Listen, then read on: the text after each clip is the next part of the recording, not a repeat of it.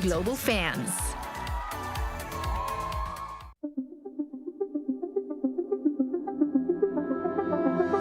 저만 바다 끝에 뭐가 있을까?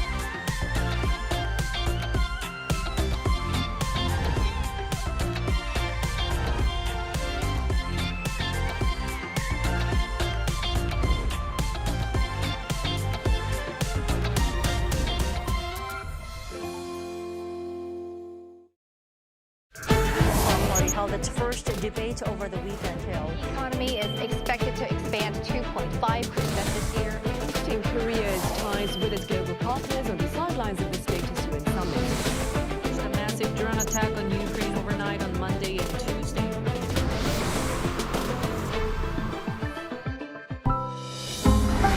Arirang.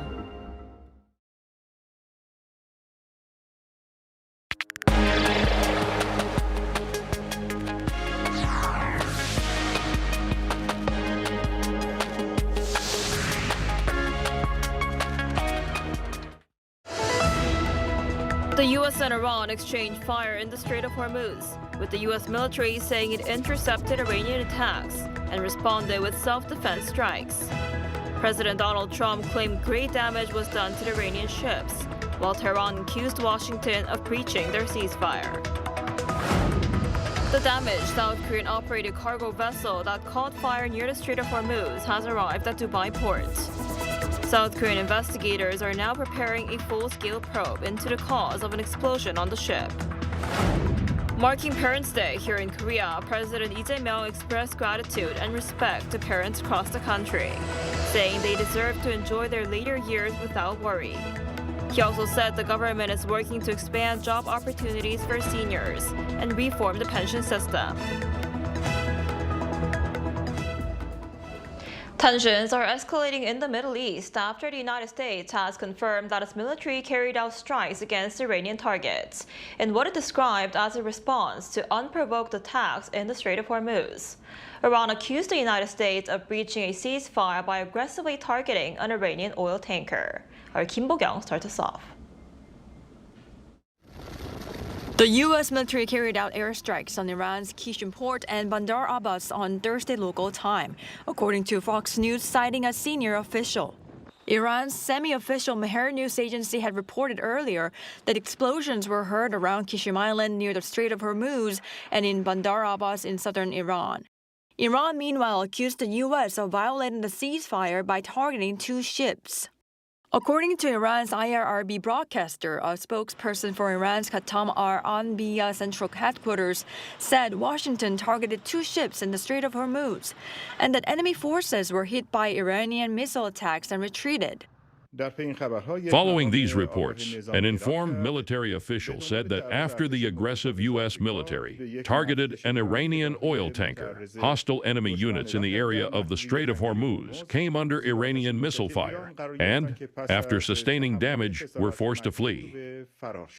The fact that the two sides exchanged fire was confirmed, with U.S. Central Command saying that American forces intercepted unprovoked Iranian attacks and responded with self-defense strikes as U.S. Navy guided missile destroyers transited the Strait of Hormuz toward the Gulf of Oman. In the statement, it said the U.S. eliminated inbound threats and targeted Iranian military facilities responsible for attacking U.S. forces, including missile and drone launch sites. It added that the Central Command does not seek escalation, but remains positioned and ready to protect American forces. U.S. President Donald Trump also confirmed the strikes on social media, saying that American destroyers were not damaged, but great damage was done to Iranian attackers. He told ABC News that the latest strike was just a light warning and that the ceasefire remains in effect. Kim Bo-kyung, Arirang News.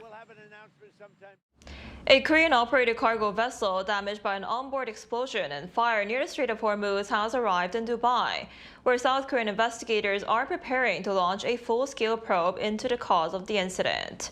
Iranian officials are denying any involvement as authorities work to determine whether the blast was caused by an external attack or an internal defect aboard the ship.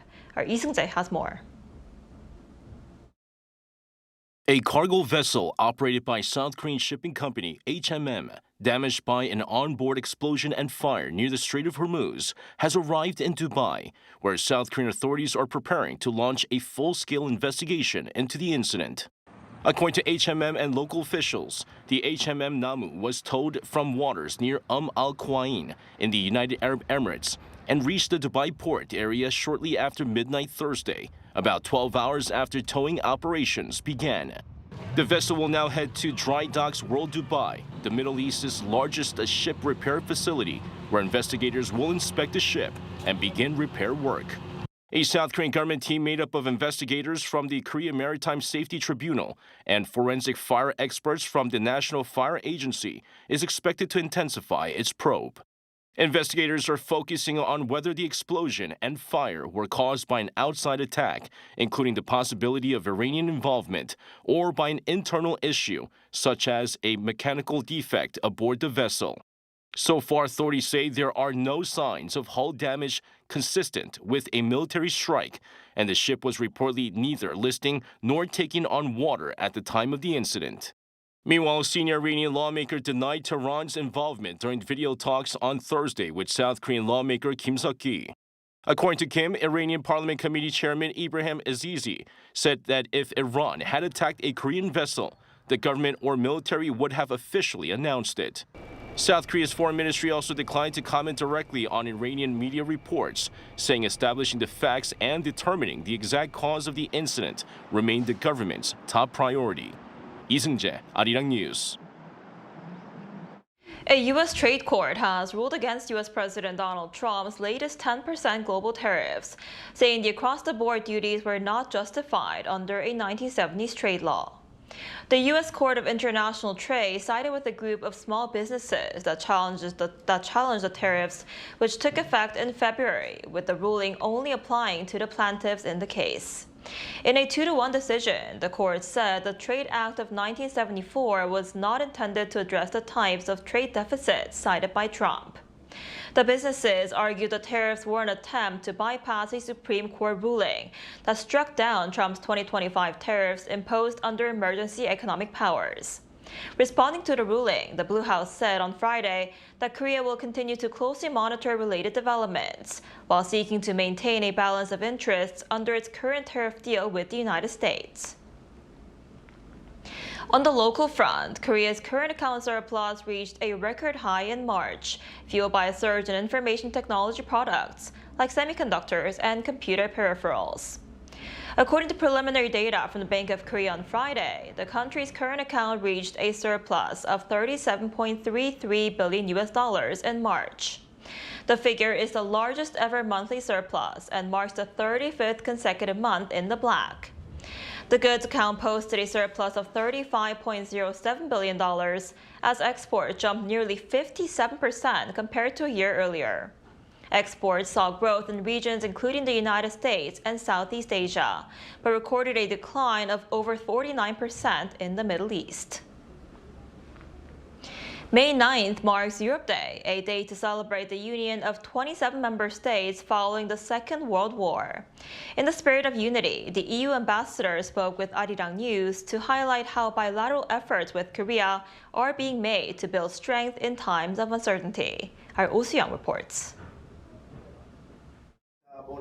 As global crises expose new vulnerabilities, South Korea and the European Union are building up a more resilient partnership. This is the second energy crisis we are experiencing in the span of only a few years. The first one for Europe, it was in the wake of the Russian aggression against Ukraine. Then we had to wean ourselves off oil and gas from Russia. But now, only a few years later, we see again our vulnerability vis-à-vis fossil fuel. Speaking to Arirang News ahead of Europe Day, EU Ambassador to Korea Ugo Astuto said recent crises highlight the need to accelerate the transition toward greener and more resilient economies. A leading diplomatic advocate in Seoul for making the green transition, Astuto said Korea and Europe are already closely cooperating with their green and digital partnerships launched in 2023. On the one hand, for instance, in the multilateral scene with the climate negotiation, and then bilaterally focusing on some sectors that can be particularly promising. Let me mention batteries, where Korea is a major champion worldwide. Offshore wind, where the European Union can bring considerable expertise. Or the defining of the emission trading systems. Economic security is another joint concern. Last month, the European Commissioner for Trade and Economic Security visited Seoul, launching a new strategic dialogue on trade, supply chains and technology. We need to look at our vulnerabilities. We mentioned earlier energy. There are others. Rare earth, just to mention one. And we need to look together our best to address these vulnerabilities, how to mitigate our dependencies, and how to foster our strategic autonomy. This year marks the 76th anniversary of the Schuman Declaration, which laid the foundations for the EU after World War II, growing from 6 members in the 1950s to 27 countries and roughly 450 million people today. The European Union is a project of peace. It's a project founded in respect for the rule of law, in respect for human rights, for international law, in the fact that might does not make right. And these are principles which are all the more relevant today, at least as relevant today as they were in the 1950s, as we face a more and more erratic world scenario where we see a return to imperial wars in Europe emanating from Russia. So we need to make it clear again our belief in these principles and values which can work for the global common good. Shared principles, he said, are drawing Korea and the EU closer together as like-minded democracies facing common challenges. He hopes to see a Korea-EU summit further expand the strategic partnership. Oh Seong, Arirang News.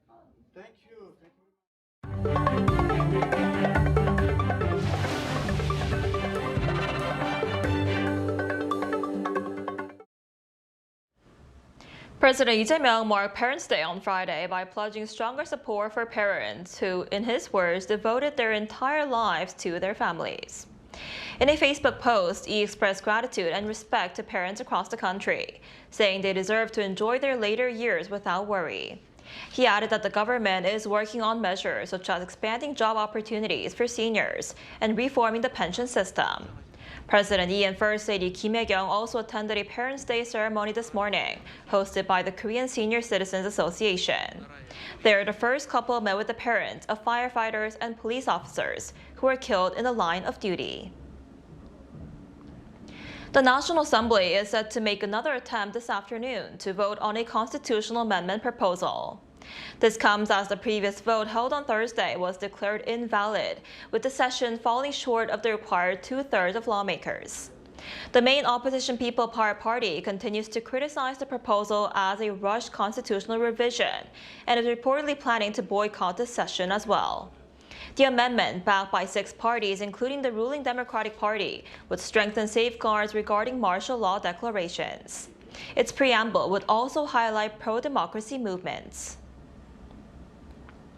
On the technology front, a South Korean startup and the country's brain pool are stepping up to respond to demands for innovative ways to uncork interconnection bottlenecks. Our business correspondent Park Jun-an tells us more. Nvidia's venture capital arm Nventures has made its first investment in a Korean startup, participating in a $76 million Series B funding round. The company develops plastic tube technology to replace conventional copper wires and optical cables inside AI data centers. This aims to resolve critical data bottlenecks, addressing the industry's growing need for faster and more efficient methods to transfer massive amounts of data.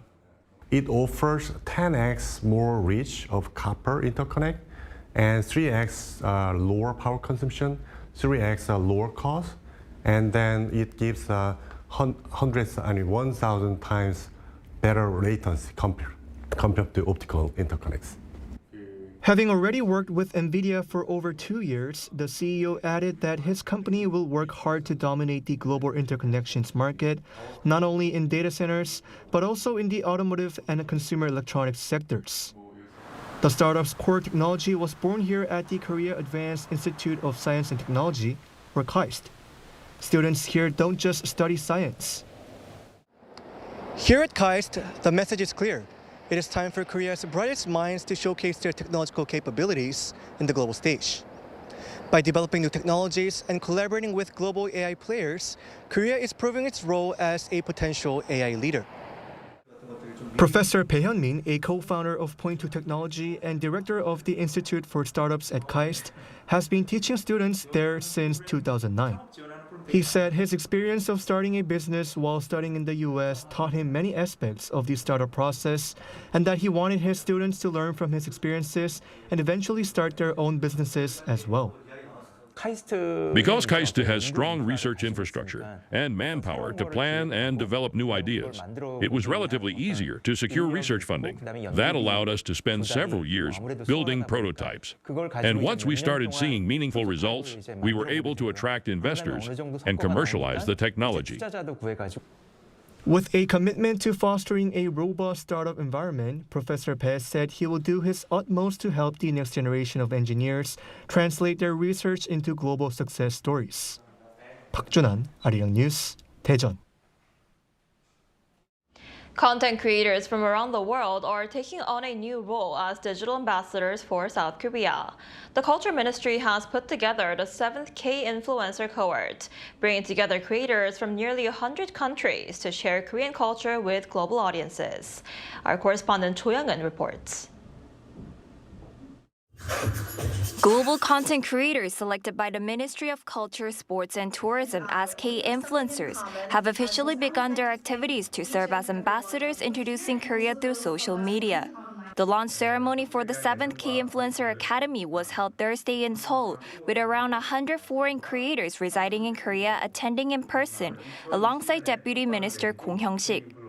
The 7th K-Influencer cohort includes creators with already established global audiences, producing multilingual content featuring everyday life in Korea. When people visit Korea, I want to show them not only Seoul, but also other cities where they can have fun. Many foreign visitors only know the famous tourist spots, but I hope to introduce more diverse regions of Korea. One of the ceremony's highlight was a talk show introducing the K-Influencer Academy program, where creators with large subscriber bases shared insights and experiences from building global audiences. Participants also emphasized that creating meaningful content goes beyond simply entertaining viewers online, as they hope to introduce broader and more diverse sides of Korea. It is an honor to represent global influencers and participate in this K-Influencer program. I hope this opportunity helps more foreigners create meaningful content, introducing Korea to the world. Creators added that they hope the program will encourage more foreigners to communicate Korea's culture and values with audiences around the world. From the beginning, I believed the most important thing was not simply making entertaining content, but creating content that conveys value and offers something people can learn from. The Cultural Ministry said it evaluated applicants based on their content planning abilities and commitment to promoting Korean culture, ultimately selecting 1,152 from more than 4,000 applications.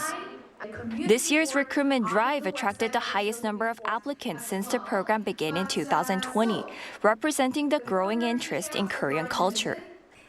A ministry official said K-influencers are more than just content creators, describing them as ambassadors promoting Korean culture to the world, adding that the government plans to continue expanding educational programs and support for participants.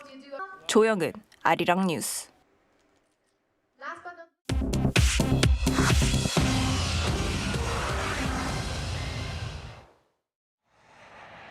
This is The World Now, bringing you everything you need to know from around the globe.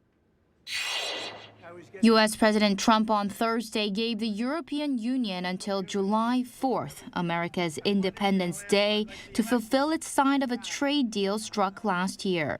He warned that tariffs on EU goods, including cars, will jump to, quote, much higher levels if the deadline is missed.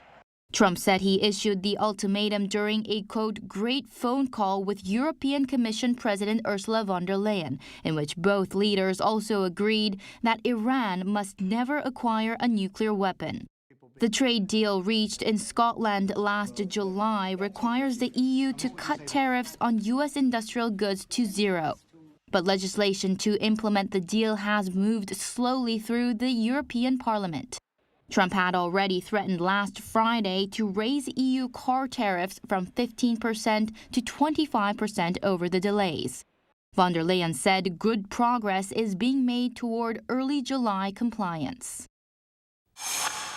Some of America's most powerful CEOs are joining President Trump on his trip to Beijing next week. The heads of Nvidia, Apple, Boeing, Exxon, Blackstone, Citigroup, Qualcomm, and Visa have all been invited. Trump's summit with Chinese President Xi Jinping has already been rescheduled once due to the Iran war, and Chinese officials have expressed unease about holding the meeting before the conflict is resolved. Boeing is watching the trip particularly closely. Its CEO said last month the company is counting on the Trump administration to unlock a long-awaited Chinese order. The summit is to take place on May 14th and 15th. Health authorities across 4 continents are racing to track down passengers who left the hantavirus-stricken cruise ship before the outbreak was detected. More than 24 people from at least 12 countries disembarked on April 24th without any contact tracing, nearly 2 weeks after the first passenger had already died on board. A Dutch flight attendant who briefly came into contact with an infected passenger is showing symptoms and is being tested in isolation in Amsterdam, potentially becoming the first known person outside the ship to be infected. The cruise ship is now sailing toward Spain's Canary Islands with more than 140 passengers and crew still aboard. The WHO says the risk to the wider public remains low. A rare 6-carat blue diamond rated both fancy vivid blue and internally flawless is heading to auction at Sotheby's in Geneva next week with an estimated price of up to $12 million. The auction house said on Thursday that the stone, sourced from South Africa's Cullinan mine, combines intense color, 0 internal flaws, and no fluorescence. Sotheby's calls this combination exceptionally scarce, even among blue diamonds. Chu Ji-han, Arirang News.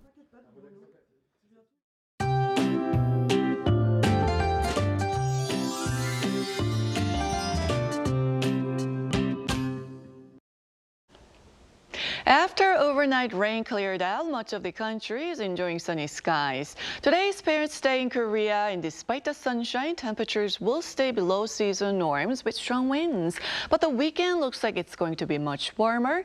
By Sunday, Seoul could reach 25 degrees Celsius, feeling more like early summer. Meanwhile, except for Gangwon-do province, where clouds and showers may linger through the afternoon, UV levels will be very high across most regions. So if you're heading outside, hats or sun protection should come in handy.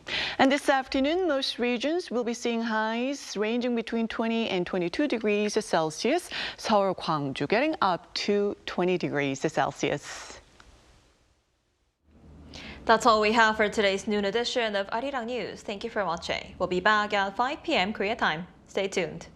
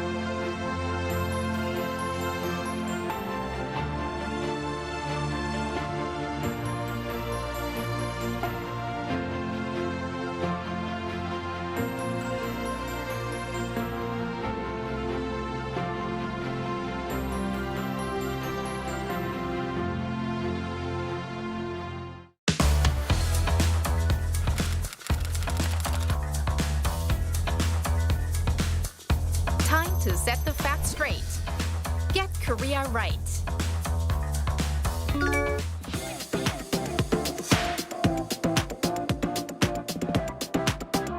안녕하세요. 저는 반크의 정희성 연구원입니다.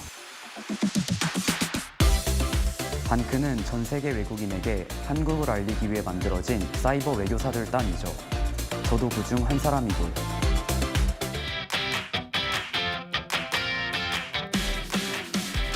여러분들의 높은 관심 속에 수많은 한국 오류 정보를 바로잡을 수 있었는데요. 그런데 한국 역사와 관련된 오류 정보들이 여전히 눈에 띄지